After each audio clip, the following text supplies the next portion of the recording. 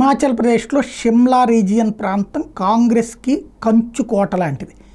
అక్కడ టోటల్గా 19 సీట్లు అసెంబ్లీ సీట్లు ఉంటే 19లో 16 కాంగ్రెస్ గెలుచుకుంది. ఇప్పుడు దేశంలో కాంగ్రెస్ పార్టీ గెలిచిన 3 రాష్ట్రాలు కర్ణాటక, తెలంగాణ, హిమాచల్ ప్రదేశ్.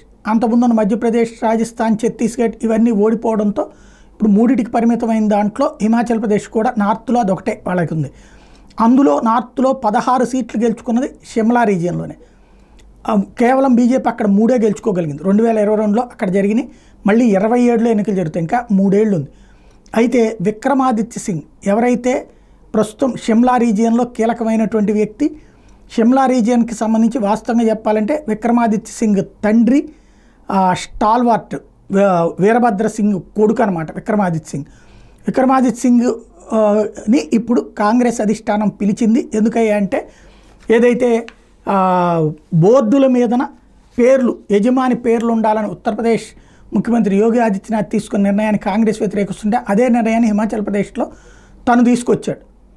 అందుకోసం అతన్ని పిలిపించింది. అతని మీద యాక్షన్కి రెడీ అవుతుంది. ఈ నేపథ్యంలో అతను గనక ధిక్కరించి వెళ్ళిపోతే మరొక హిమంత బిశ్వా శర్మ అవుతాడు.